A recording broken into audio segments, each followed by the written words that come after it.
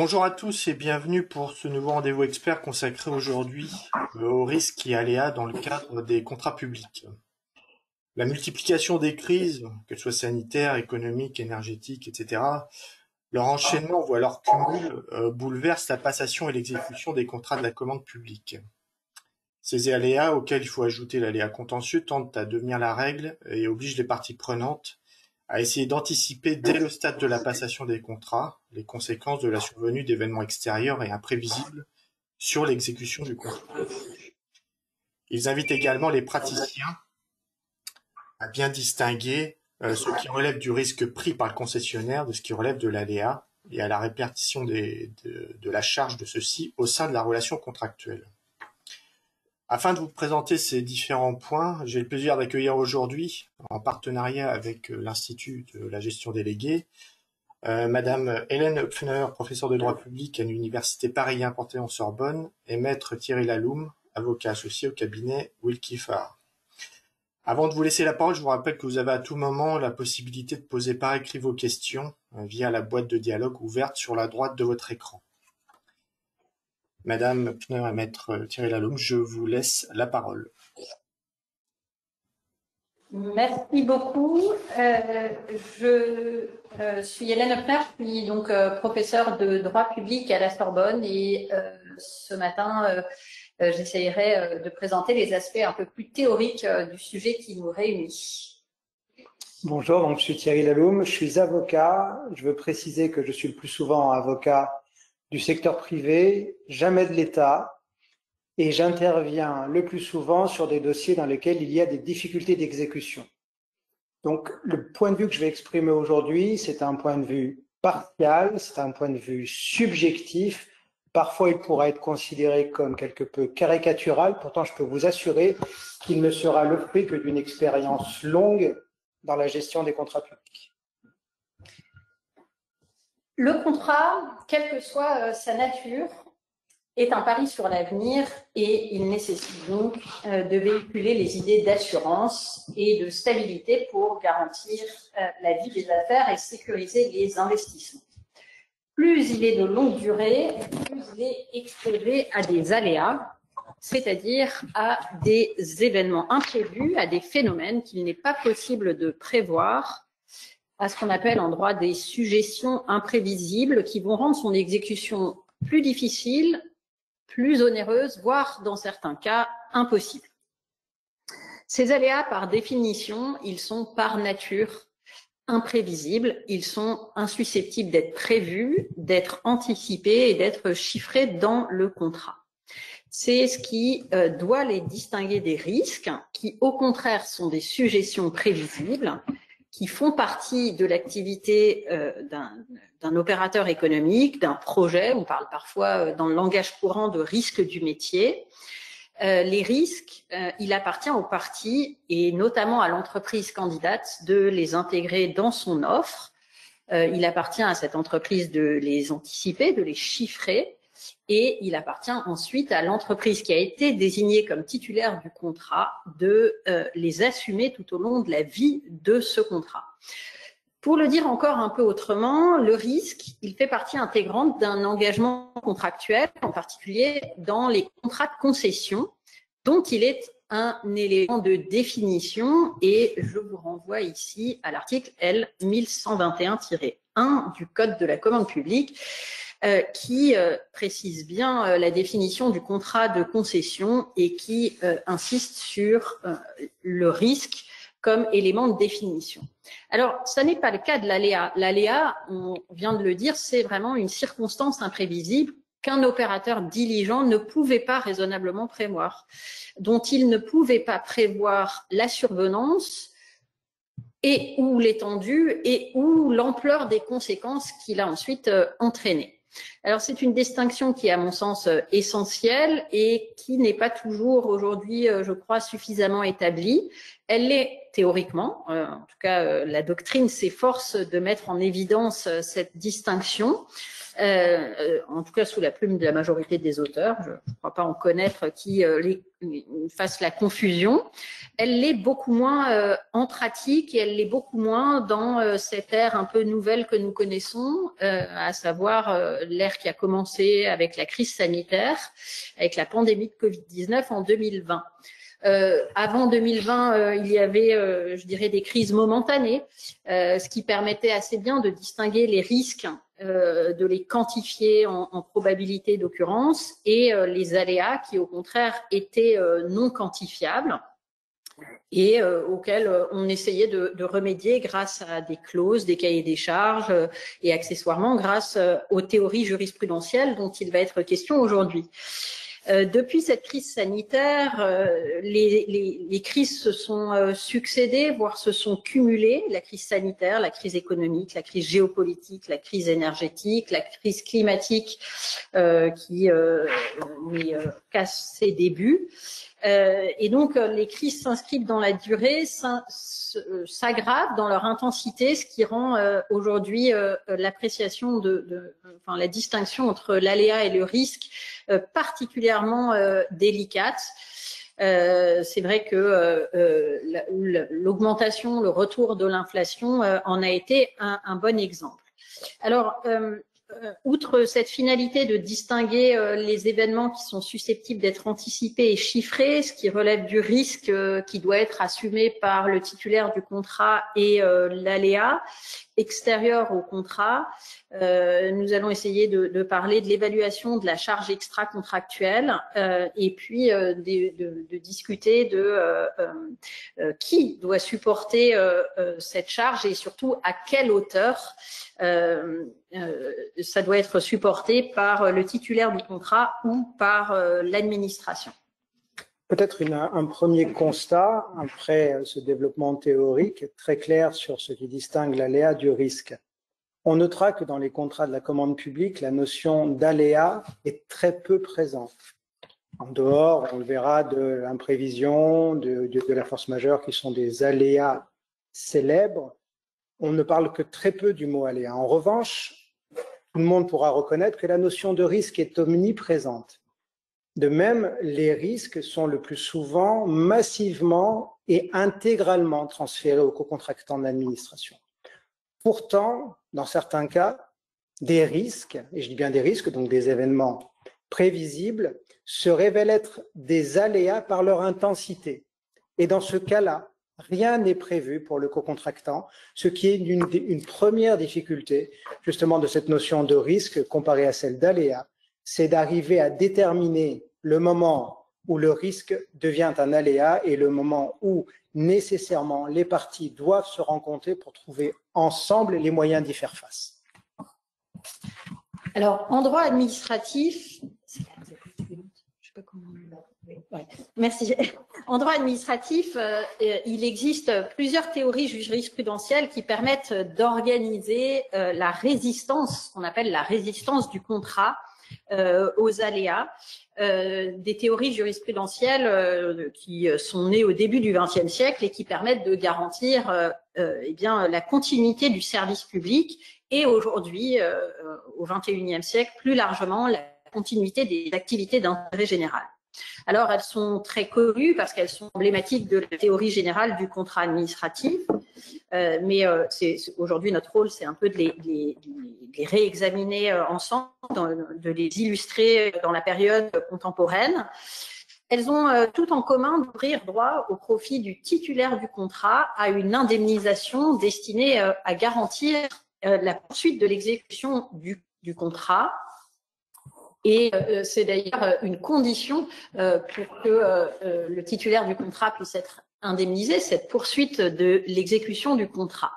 C'est ce qui les distingue de la théorie de la force majeure, qui est inspirée en droit administratif de l'article aujourd'hui 1218 du Code civil, qui suppose un événement extérieur aux parties, imprévisible, mais surtout un événement irrésistible, au point que l'exécution du contrat devienne temporairement ou définitivement impossible.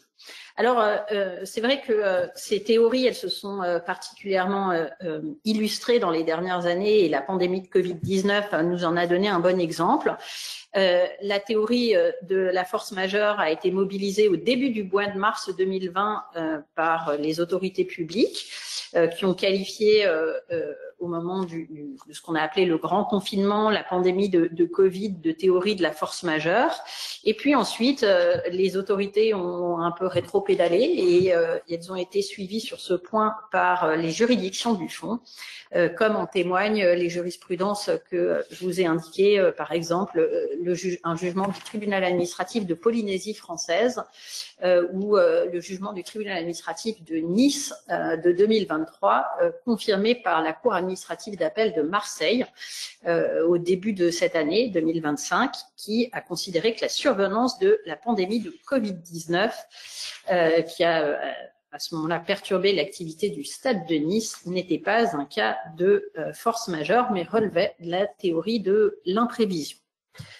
Alors, la première théorie qui va nous retenir ce matin, c'est la théorie des suggestions imprévues, qui classiquement est considérée comme permettant de résister à un aléa technique. Théorie qui est souvent invoquée, peu appliquée finalement, alors qu'elle est tout de même d'une assez grande utilité. La théorie des suggestions imprévues, elle permet de faire face à des événements imprévisibles et donc à des aléas qui sont des aléas techniques, des difficultés matérielles d'un caractère anormal. Alors selon la doctrine, ces suggestions imprévues sont des difficultés matérielles d'un caractère absolument anormal qui n'ont pas pu raisonnablement entrer dans les prévisions des parties au moment de la conclusion du contrat et qui rendent plus onéreuse son exécution. Toute la question, c'est de savoir ici dans quelle mesure une collectivité va investir massivement pour mener des études préalables très coûteuses ou dans quelle mesure elle va être plus raisonnable, par exemple, sur ces études ce risque ou cet aléa, le cas échéant, à l'entreprise. Alors, la jurisprudence confirme régulièrement la définition, c'est-à-dire vous retrouvez dans la jurisprudence toujours la même définition de principe qui a été donnée dans un arrêt du Conseil d'État de 2003 très connu maintenant, qui est l'arrêt commune de Lens.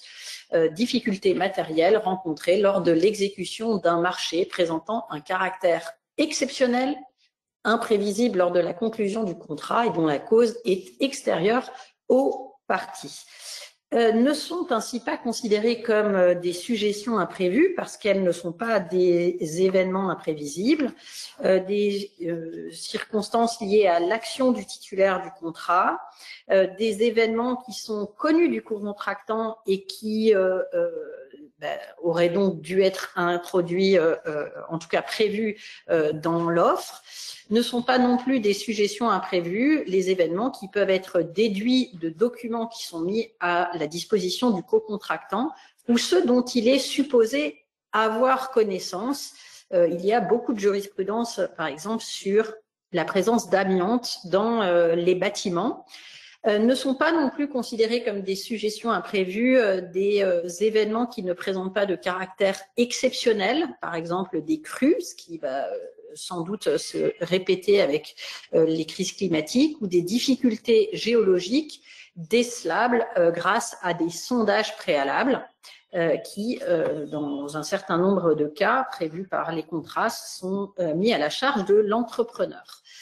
Il est probable, à mon avis, que dans le cadre du dérèglement climatique, ce critère de l'imprévisibilité soit justement de plus en plus difficile à établir pour des événements naturels. Alors, les suggestions techniques, c'est une des théories qui permettent de résister à l'aléa. Les suggestions techniques, pour ouvrir droit à une indemnité, doivent avoir entraîné des surcoûts financiers importants que le co-contractant devra prouver.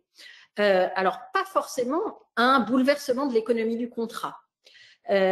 En réalité, pour cette théorie, tout dépend du type de marché de travaux concerné, puisque cette théorie s'applique au marché de travaux quasiment exclusivement. Il y a très peu de jurisprudence en dehors de cette catégorie de contrat.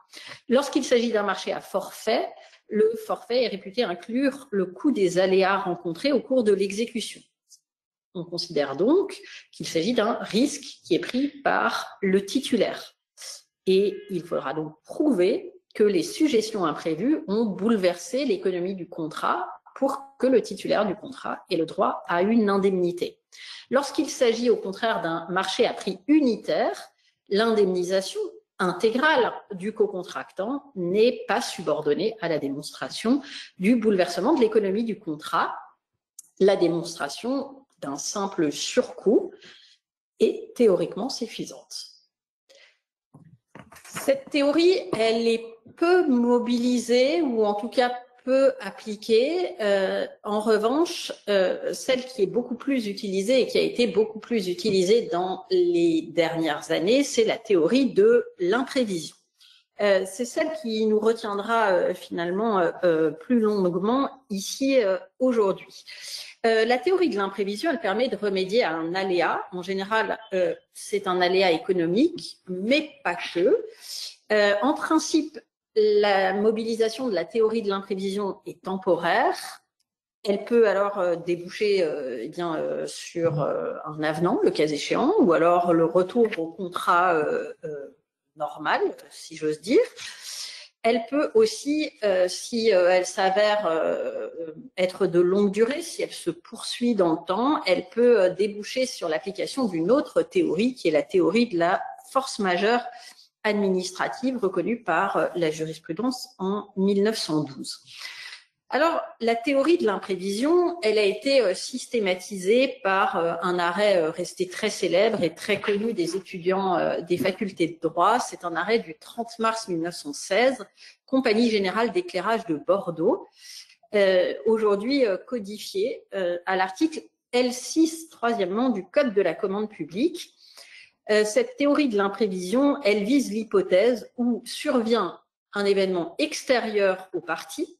C'est une première condition. Il doit être imprévisible et il doit provoquer un bouleversement temporaire de l'équilibre du contrat.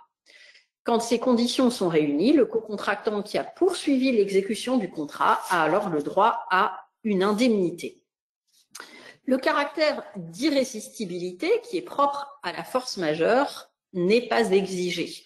L'exécution du contrat, pour que la théorie de l'imprévision s'applique, l'exécution doit être difficile, mais elle reste possible. L'événement imprévisible est donc surmontable et il est surmontable grâce à cette aide qui va être versée par l'administration. Alors, il y a plusieurs remarques à faire autour de ces grands principes et ces grandes conditions. La première remarque, elle est relative d'abord au champ d'application de cette théorie de l'imprévision. Cette théorie de l'imprévision, elle est généralement appliquée, enfin, elle est généralement considérée comme un élément essentiel de la théorie générale du contrat administratif et pourtant, elle ne s'applique qu'à certains contrats administratifs. Elle ne s'applique qu'à certains contrats administratifs, ceux qui confient à leur titulaire le soin d'exercer une mission de service public ou d'intérêt général. Et donc, son champ d'application, c'est essentiellement les contrats de la commande publique. C'est pourquoi le juge administratif refuse de l'appliquer aux conventions domaniales. Attention, la théorie de l'imprévision administrative ne s'applique pas aux contrats de la commande publique qui seraient des contrats de droit privé. C'est alors la théorie de l'imprévision, ou en tout cas celle qui ressemble à la théorie de l'imprévision administrativiste qui est aujourd'hui prévue à l'article 1195 du Code civil qui s'applique et qui laisse la main ensuite au juge judiciaire. Deuxième remarque sur les conditions de mise en œuvre de cette théorie et plus exactement sur les conditions relatives à l'événement qui va déclencher la théorie de l'imprévision. L'imprévision, elle suppose la survenance d'un événement qui est imprévisible lors de la conclusion du contrat. Elle suppose que cet événement soit anormal et si je reprends les termes de certains rapporteurs publics, eh bien, il faut que ça déjoue les prévisions des parties. Et donc, la théorie de l'imprévision, c'est un événement qui dépasse les risques qui sont parfois qualifiés d'aléas ordinaires que les parties doivent avoir raisonnablement envisagé lors de la conclusion du contrat, et donc que le co-contractant, le titulaire du contrat, est censé avoir accepté de courir. Dernier élément sur l'événement, il doit être extérieur aux parties, il doit être indépendant de leur volonté. Donc, le titulaire du contrat ne peut pas invoquer la théorie de l'imprévision si l'événement qui est imprévisible, lui est imputable, s'il n'a pas mis en œuvre les moyens dont il disposait pour empêcher l'événement et non pas ses conséquences. Et ça, c'est important. C'est-à-dire que pour la pandémie de Covid-19, bah oui, c'est extérieur aux parties. Ils ne pouvaient pas faire grand-chose, quel que soit le titulaire. En revanche, ici, ce n'est pas les conséquences. De la même façon, la théorie de l'imprévision n'est pas applicable si la mesure est imputable à l'administration co-contractante. Alors, classiquement, la théorie de l'imprévision, elle s'applique lorsque l'événement est d'ordre économique. Donc souvent, en tout cas historiquement, ça s'appliquait beaucoup pour des événements de dépréciation monétaire ou pour une augmentation drastique du coût des matières premières. On se souvient de l'augmentation à l'époque du charbon ou augmentation de l'énergie plus généralement. Elle a d'ailleurs ressurgi à ce sujet-là au moment de la crise énergétique de 2022. On a vu dans les dernières années qu'il peut s'agir d'une crise sanitaire. Ça a été jugé pour la pandémie de Covid-19. Je vous ai parlé à l'instant du TA de Nice, qu'il a bien qualifié d'imprévision. Je vous en donne un autre exemple. Il y a une jurisprudence du tribunal administratif de Dijon de 2024 qui qualifie la pandémie de Covid-19 d'événement imprévisible. Alors, de façon plus discutable, ou en tout cas, il convient de se poser la question, la jurisprudence a parfois admis que l'intervention d'une administration ou de l'administration co-contractante, donc selon les hypothèses, soit considérée comme un événement susceptible de déclencher la théorie de l'imprévision, ce qui est problématique dans les deux cas.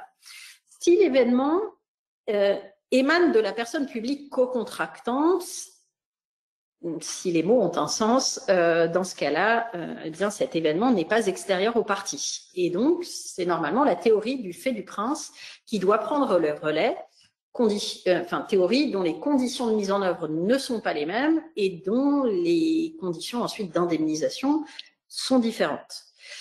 Si l'événement est une mesure administrative qui émane cette fois d'une autre personne publique, par exemple si on a un contrat conclu par une collectivité territoriale et qu'il y a une mesure de police qui est prise par l'État ou une mesure administrative qui est prise par l'État, ce qui a été le cas pour l'état d'urgence sanitaire, la qualification est beaucoup moins évidente. La difficulté, à mon sens, c'est plutôt de distinguer alors le régime de l'imprévision de la responsabilité extra-contractuelle sans faute du fait des lois ou des actes réglementaires. On en a un exemple assez net dans la jurisprudence du tribunal administratif de Paris que je vous ai indiqué du 29 février 2024, Société du parc Baudoyer à propos de l'exploitation d'un parking. Troisième remarque sur la théorie de l'imprévision, remarque relative cette fois aux conditions, plus exactement aux conditions, je dirais, financières. Une fois qu'on a identifié l'événement imprévisible, il faut en plus identifier quelles sont les conséquences de cet événement qui vont permettre de déclencher cette théorie. Un événement imprévisible ne suffit pas, il faut que cet événement imprévisible ait entraîné des majorations de prix, une majoration du prix de revient, selon l'expression de Corneille, un commissaire du gouvernement, il faut que cette augmentation ait déjoué tous les calculs, que ça ait dépassé les limites extrêmes des majorations ayant pu être envisagées par les parties lors de la passation du contrat. Les mots de Corneille, qui datent de 1920, me semblent particulièrement appropriés et toujours d'actualité. Le code de la commande publique lui, emploie l'expression de bouleversement de l'économie du contrat, bouleversement temporaire de l'équilibre du contrat. C'est finalement presque moins clair, je dirais, que l'expression de Corneille. L'exécution du contrat, pour que la théorie de l'imprévision soit activée, cette exécution doit subir une perturbation profonde. Il faut que l'événement imprévisif fasse naître ce qu'on appelle une situation extra-contractuelle. Et c'est ce qui permet justement de distinguer l'imprévision du risque normal, du risque inhérent à l'exécution du contrat. C'est ce qui distingue en réalité le risque normal, inhérent au contrat, du risque exceptionnel, du risque anormal, qui dépasse la marge de hausse que le contractant devait anticiper. Alors, selon les auteurs du GAJA, qui font référence, je crois, dans le commentaire sous l'arrêt de 1916, ce commentaire il a été largement repris par le rapporteur public Gilles Pélissier sur ses conclusions sur l'arrêt de 2019 Société Alliance. Il dit « Le bouleversement de l'économie du contrat comporte deux éléments. Le premier, c'est le dépassement du prix limite que les parties avaient pu envisager au sujet de l'évolution du coût, voire des recettes d'exploitation.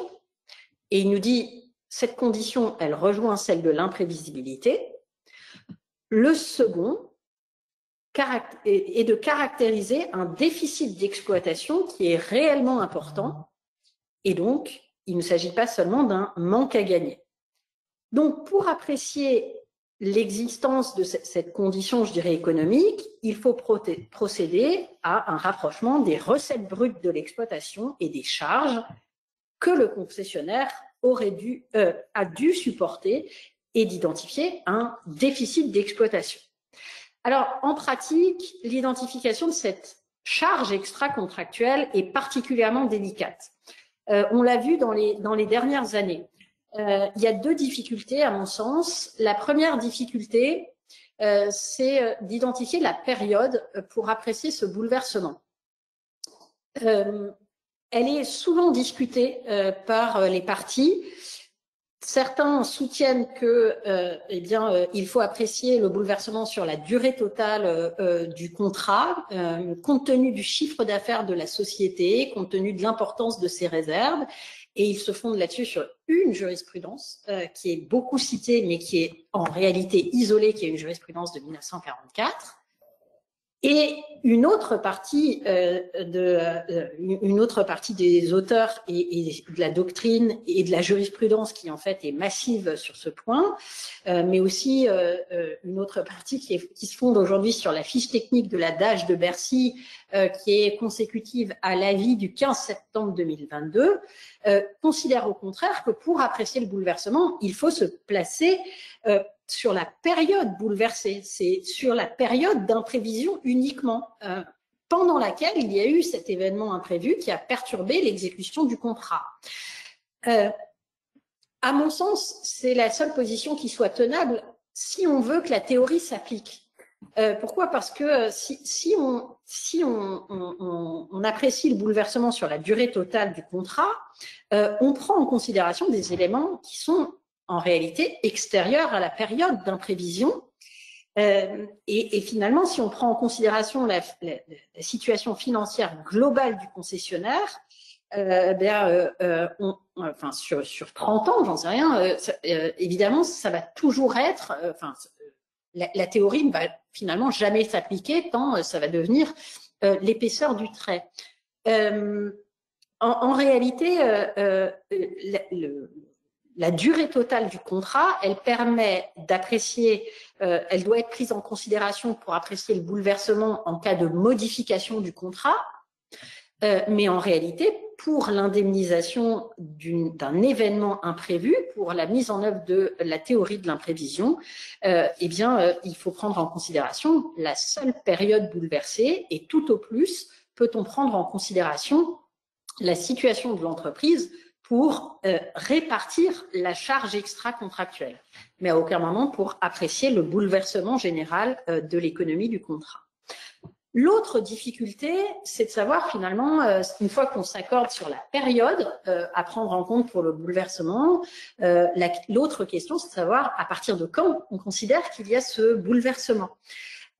Historiquement, il y avait une méthode dégagée par la circulaire du 20 novembre 1974 qui retenait un seuil, de façon un peu arbitraire certes, qui était de 6,66% du montant initial du contrat. Ça a été repris ensuite par la première circulaire du 30 mars 2022, donc antérieure à l'avis du 15 septembre 2022. Cette méthode du seuil, elle a été abandonnée par l'avis du 15 septembre 2022. Aujourd'hui, donc, le juge doit mener une appréciation au cas par cas en comparant les charges invoquées par le co-contractant. Il doit prendre en considération l'ensemble des éléments du contrat. Et donc, c'est une appréciation qui se fait contrat par contrat. Quatrième remarque, quelles conséquences? Qu'est-ce qu'on fait une fois que les conditions de la théorie de l'imprévision sont réunies? En principe, le titulaire du contrat, celui qui a poursuivi l'exécution du contrat, c'est en tout cas une condition, en tout cas théorique, normalement a le droit à une aide de l'administration. C'est un droit, en tout cas c'est ce qui a été affirmé par la jurisprudence, par l'avis du 15 septembre 2022 et c'est ce qui figure à l'article L6 du Code. Alors cette aide, elle est calculée en deux temps. Il faut d'abord calculer cette fameuse charge extra-contractuelle supportée par le titulaire du contrat, le déficit d'exploitation indemnisable, et il faut ensuite répartir cette charge, ventiler cette charge entre l'administration et son co-contractant, puisqu'ici, ce n'est pas une indemnisation intégrale d'un préjudice subi, c'est une aide qui vise à compenser les pertes anormales, on retrouve cet élément d'anormalité, les pertes anormales supportées par le titulaire du contrat en raison de l'aléa. Et donc, il a le droit à l'indemnisation de la part du déficit qui excède les pertes maximales raisonnablement envisagées par les parties lors de la conclusion du contrat.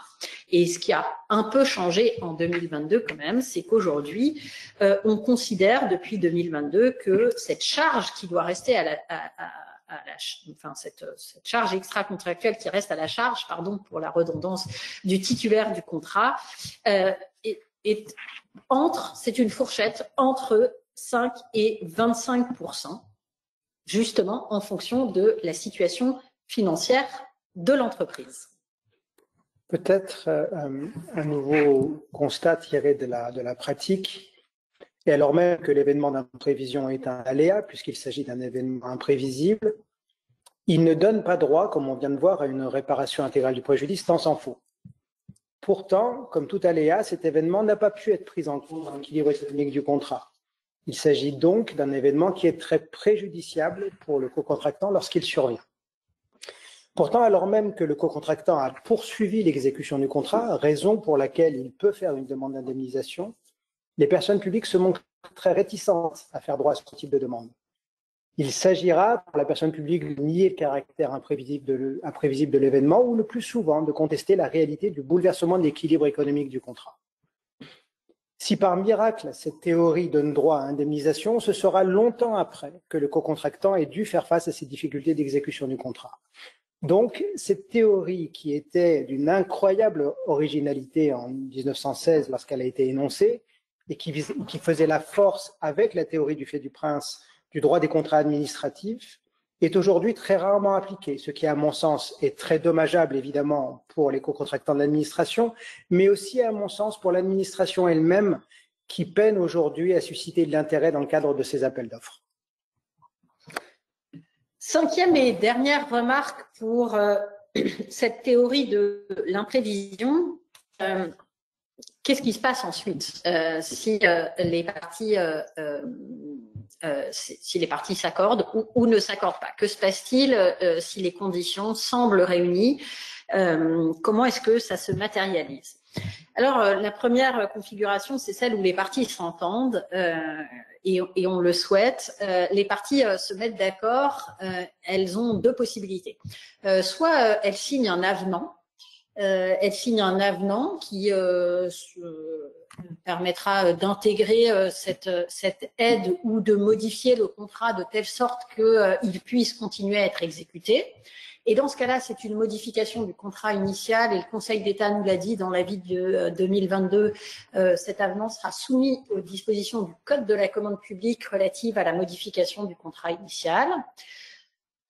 Soit les parties se mettent d'accord, mais seulement sur une indemnisation du titulaire du contrat et donc sur une aide financière. Et dans ce cas-là, elles peuvent signer une convention indemnitaire, parfois appelée convention ad hoc, selon le vocabulaire de 2022.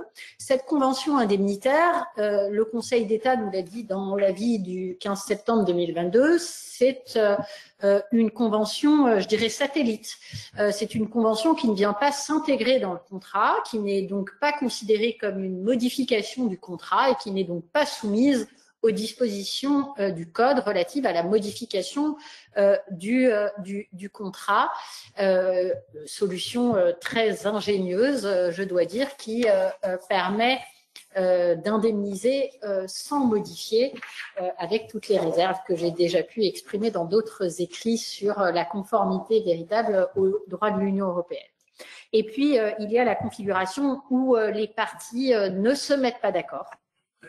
Les parties ne se mettent pas d'accord, elles saisissent, soit elles mettent en œuvre bien la procédure qui sera prévue au contrat, s'il y en a une de prévue par le contrat de conciliation ou de médiation, soit elles saisissent le juge. Et c'est le juge qui fixera le montant de l'indemnité s'il considère que les conditions de l'indemnité sont réunies.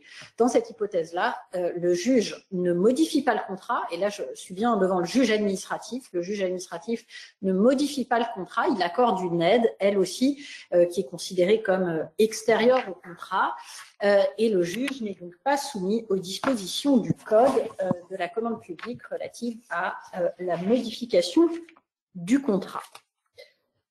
Dernière théorie, en tout cas dans la pure théorie classique du contrat administratif, la théorie du fait du prince, qui désigne traditionnellement un aléa administratif, un aléa juridique. La théorie du fait du prince, elle fait l'objet de pas mal de débats doctrinaux.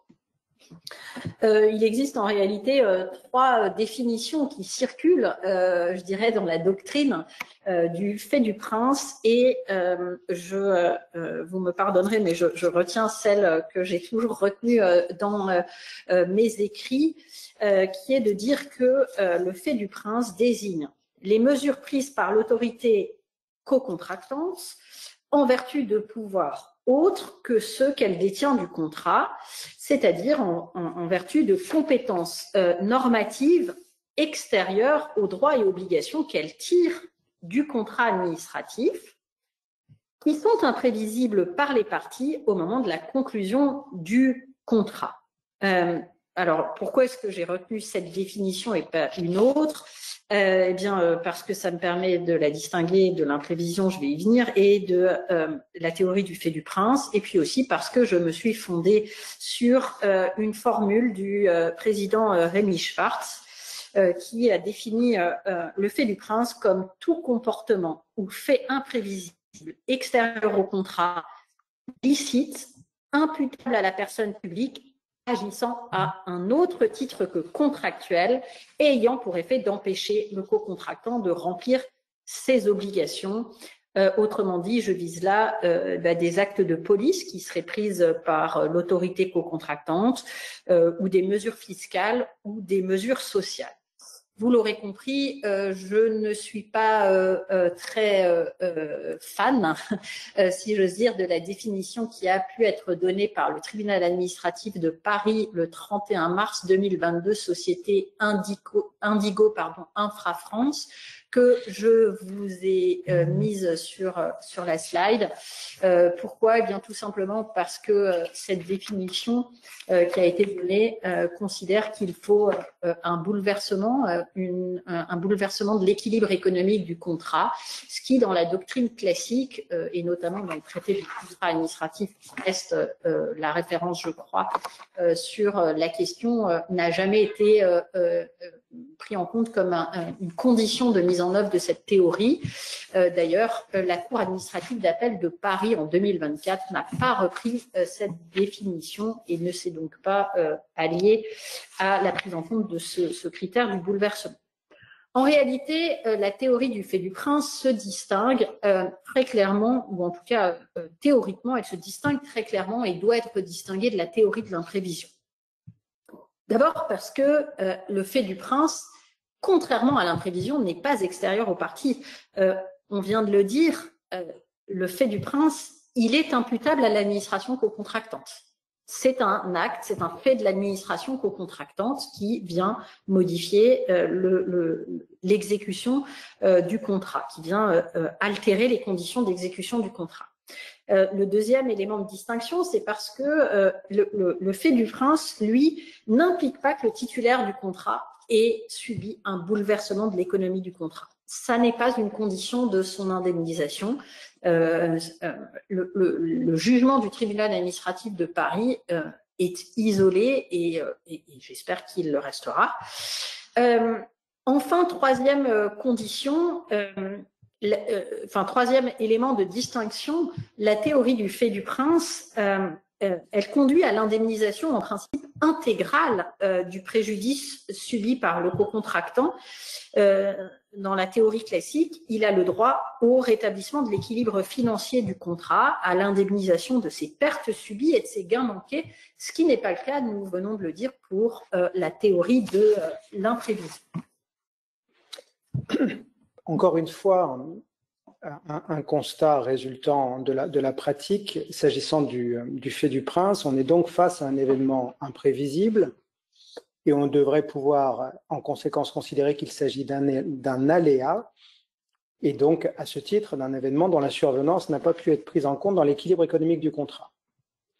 Pourtant, et alors même que ces dernières années, les personnes publiques ont multiplié les faits du prince, rares ont été les cas dans lesquels elles ont accepté d'en assumer les conséquences.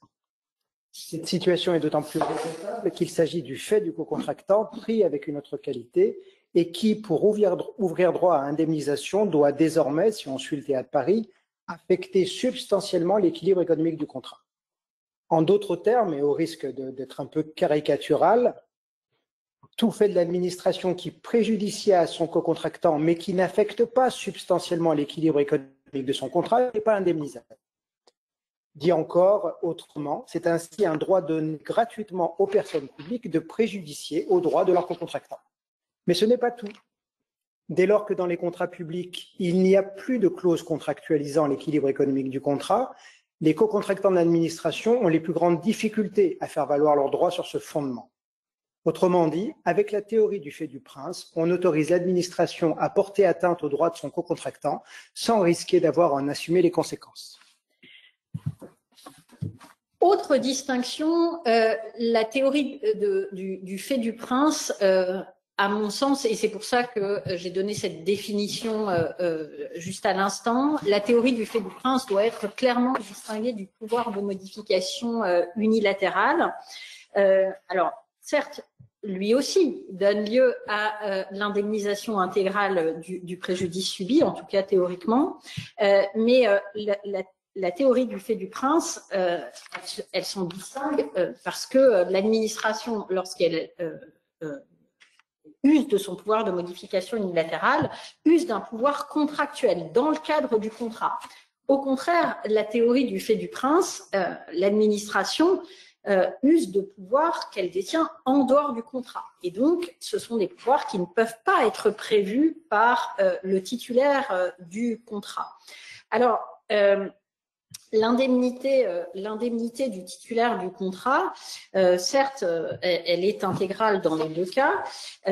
En tout cas, dans la théorie de la modification unilatérale, la théorie doit compenser les charges nouvelles de telle sorte que l'équilibre financier du contrat soit rétabli. En tout cas, c'est ce qui a été rappelé. Il y a là un point de convergence, mais je crois que l'origine du contrat, du pouvoir, pardon, n'est pas le même.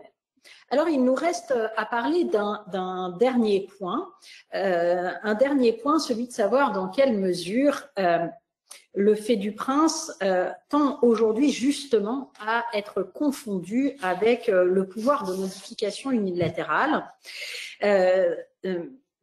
Pour présenter les choses encore un peu autrement, il faut se poser la question ici de savoir si aujourd'hui l'usage par, je vais être quand même un peu mesuré, l'usage par certaines administrations de leur pouvoir de modification unilatérale est devenu un aléa, ou plus exactement un aléa administratif.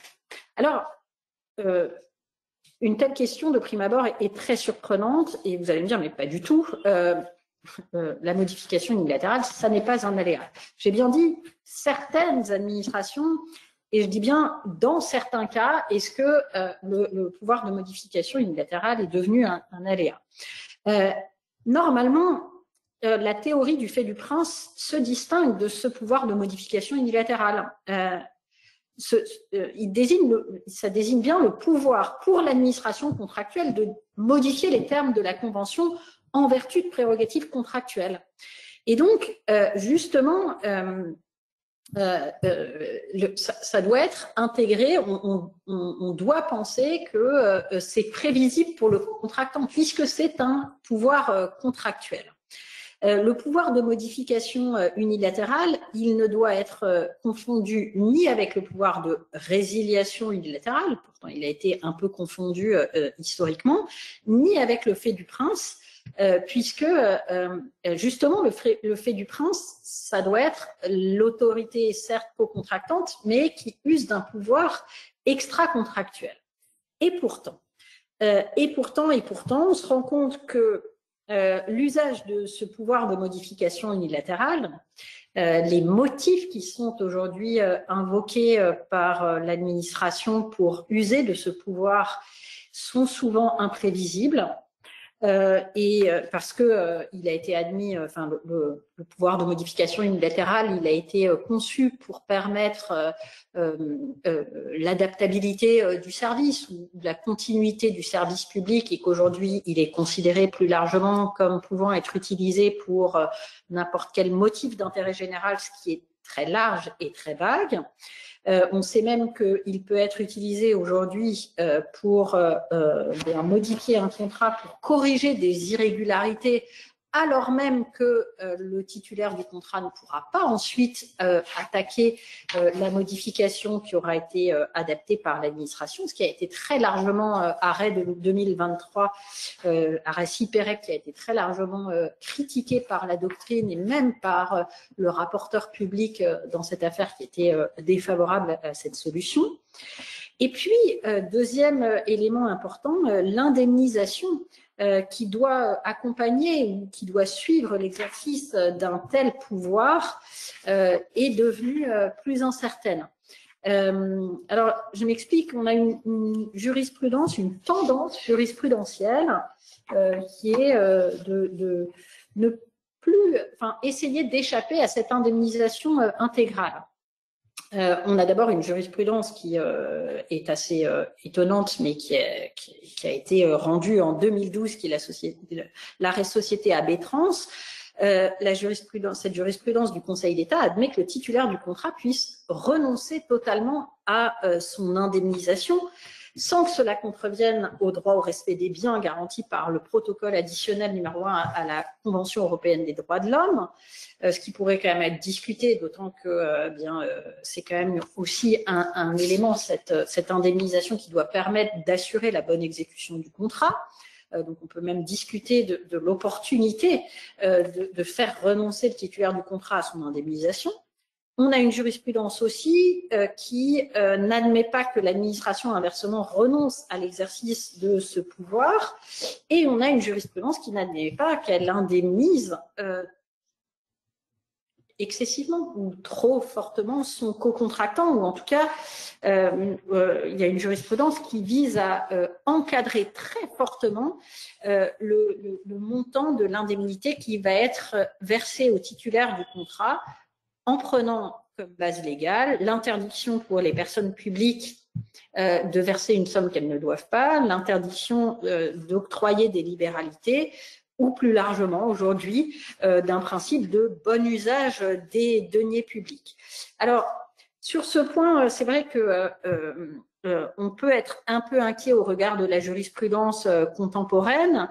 Je rappellerai ici, je dirais, une jurisprudence, à mon avis, très importante, qui est la jurisprudence du 16 décembre 2022, Société Grâce Vacances, rendue dans le cadre d'un contentieux relatif à une convention de résiliation amiable d'un contrat administratif, et j'insiste là-dessus, cet arrêt normalement devrait être restreint au cas de l'indemnisation versée dans le cas d'une convention de résiliation amiable.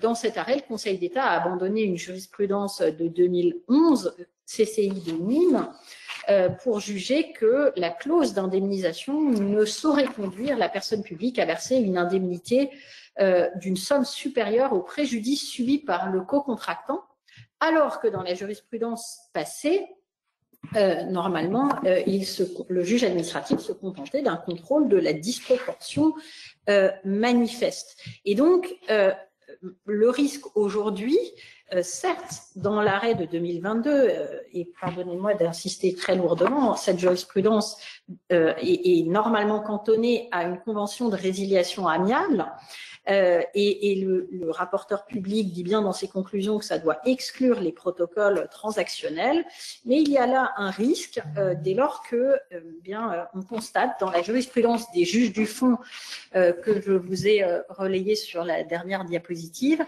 la jurisprudence des juges du fond montre bien qu'il y a une tendance, je dirais une tendance à étendre l'application de cette jurisprudence grâce vacances.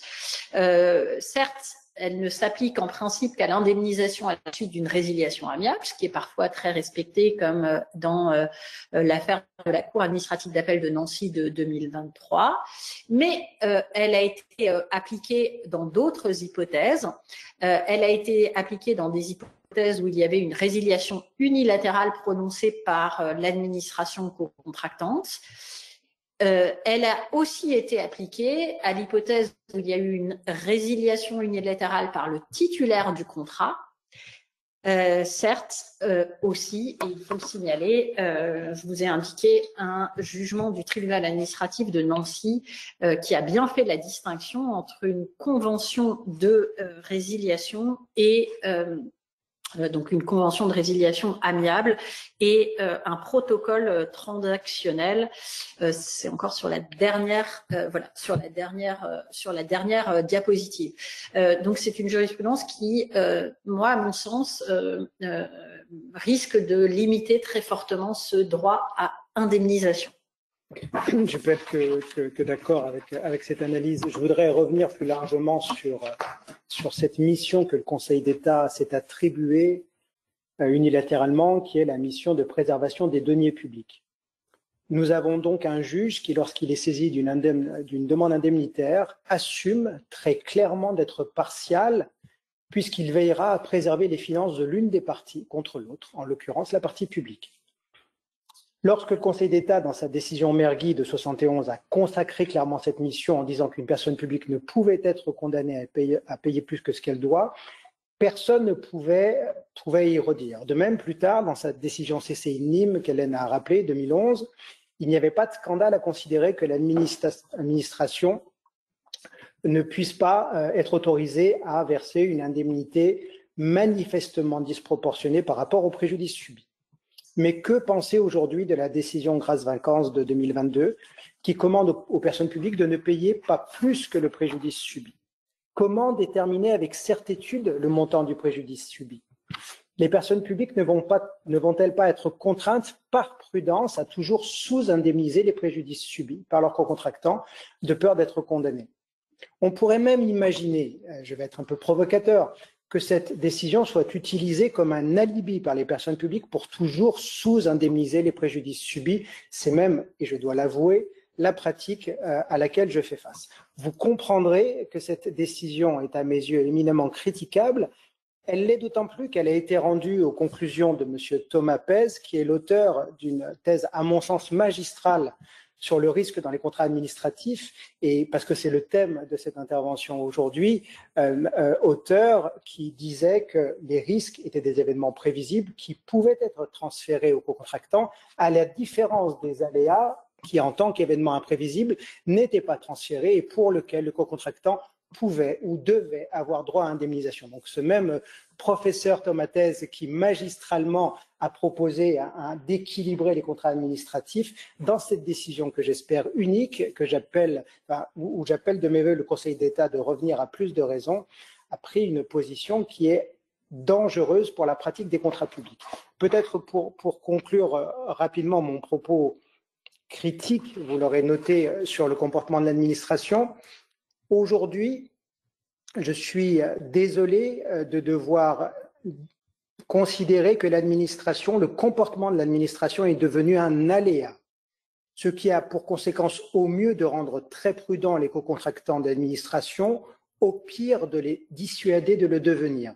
Et je n'aurais jamais imaginé devoir alerter mes clients souhaitant conclure des contrats avec l'administration sur le fait qu'elle pouvait prendre des décisions surprenantes dont elle refuserait d'assumer les conséquences. Je crois que nous arrivons au terme de ce webinaire et qu'il vient de laisser la parole peut-être à des questions, enfin laisser la place à des questions. Mais écoutez, maître Thierry Laloum et madame Fner, je vous remercie pour cette présentation très claire et vraiment très intéressante. Alors, on a deux questions, enfin une question et plutôt un commentaire qui ont été posés, donc je vous pose la première. Comment mettre en perspective et articuler les théories de l'imprévision et de suggestions techniques imprévues avec les dispositions de l'article R2194-5 du Code de la commande publique relatives aux circonstances qu'un acheteur diligent ne pouvait pas prévoir? C'est ce qu'a essayé de faire, je crois, le Conseil d'État dans l'avis du 15 septembre 2022, qui distingue bien la théorie de l'imprévision de la modification du contrat et donc de l'application de ces dispositions.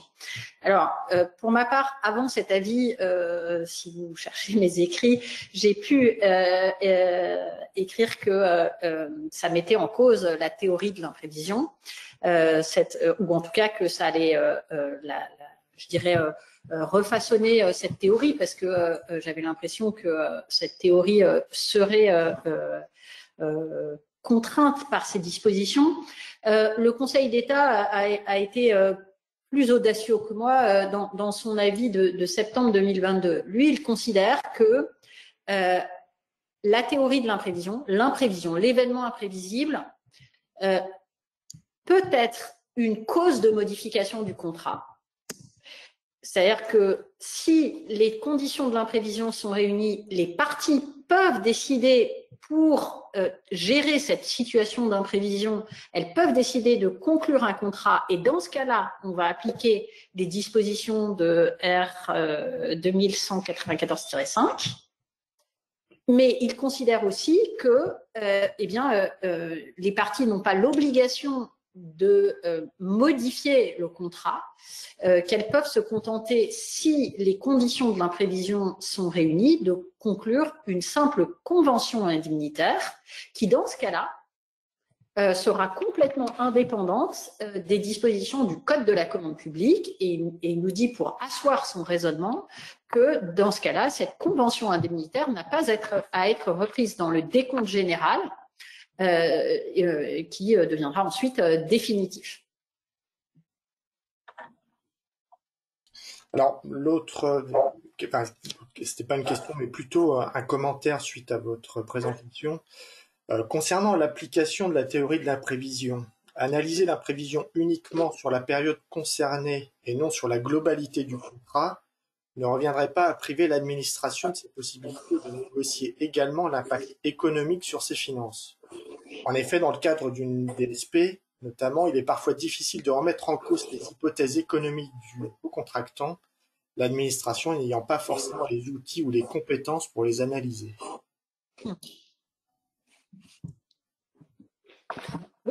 Ça pose une question plus générale, justement, du fait que l'administration ne dispose pas toujours des moyens pour pouvoir discuter de manière transparente, équilibrée, ouverte avec ce co-contractant, et ne disposant pas des moyens, craignant peut-être, justement, avec une jurisprudence comme Grâce Vacances, d'être très critiqué, les administrateurs publics pourraient avoir tendance de dire non et de s'en remettre au juge. En tout cas, c'est une tendance lourde que je constate, préférant être condamné à faire quelque chose, le cas échéant, plutôt qu'à d'avoir à être critiqué d'avoir fait quelque chose.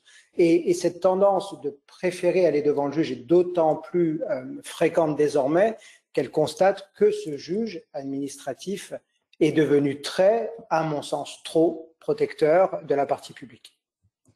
Alors moi, face à cette réaction, c'est là un regard un peu théorique, c'est-à-dire que je trouve que la situation de l'entreprise, elle doit être prise en compte, mais au stade de l'indemnité qui va être versée, c'est-à-dire il faut regarder la période de l'imprévision pour voir dans quelle situation est placée l'entreprise. Je sais pas, les stades dans lesquels les co-contractants, les spectateurs n'ont pas pu accéder, les piscines municipales où il n'y a plus personne pendant un certain nombre de semaines, voire de mois. En fait, il y a une période qui est bouleversée, et là, on peut voir si l'économie du contrat tel qu'il était envisagé par les parties est altérée. Et ensuite, on prend en considération la situation de l'entreprise, mais sur l'indemnité qui est versée. C'est-à-dire que l'administration va nécessairement, elle devrait aider son co-contractant, mais dans une mesure moindre si le co-contractant est en très bonne santé. C'est là qu'il y a la fourchette des 5 à 25% qui a été élaborée. Et donc, moi, j'ai tendance à vraiment séparer ces deux phases, et donc à apprécier le bouleversement juste sur cette période-là. Et à mon sens, si on veut préserver la vie, l'existence de cette théorie de l'imprévision, pour des contrats d'infrastructure de longue durée, je dis pas pour des petits contrats de 5 ans, mais pour des contrats d'infrastructure de très longue durée, je pense que si on veut la préserver, qu'elle ait un effet utile, il est indispensable de raisonner avec ces deux temps, vraiment d'apprécier le bouleversement et d'apprécier ensuite les conséquences financières, c'est-à-dire l'aide qui va être versée. Alors, une dernière question donc posée par les participants. Peut-on reprocher à l'administration co-contractante de ne pas avoir anticipé suffisamment la prévision en faisant appel, par exemple, à une AMO? J'ai pas entendu la fin. En faisant appel, par exemple? À une AMO.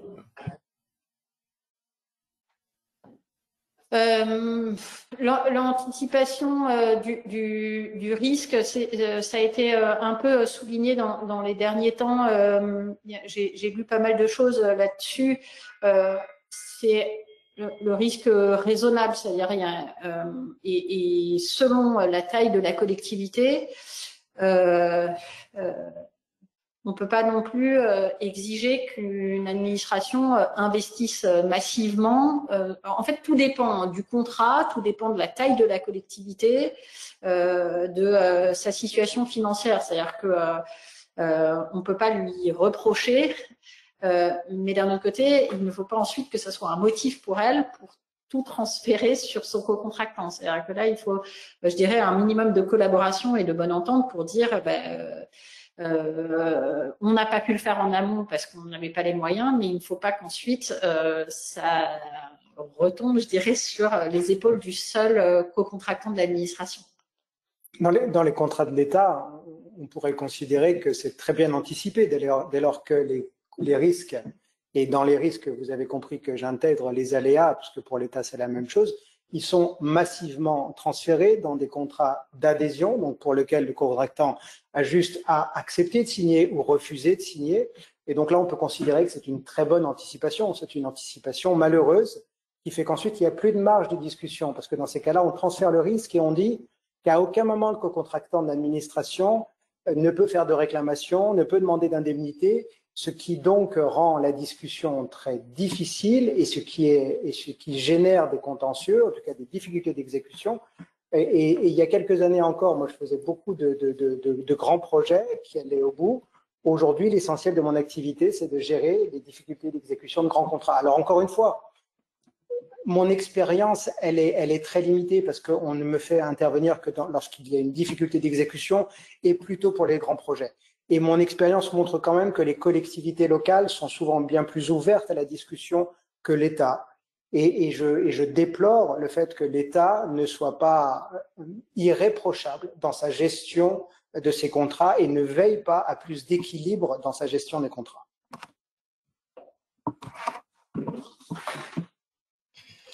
Bien, écoutez, Madame Pfister-Maître, je vous remercie. Donc, on arrive à la fin de ce webinaire. Une nouvelle fois, je vous remercie donc pour cette présentation vraiment très claire et de vous être prêté au jeu des questions-réponses. Je remercie tous les participants d'avoir assisté à ce webinaire et vous donne donc rendez-vous prochainement pour un nouveau rendez-vous expert. En attendant, vous pouvez toujours consulter notre base de données Moniteur Juris régulièrement mise à jour. À très bientôt. Je vous remercie.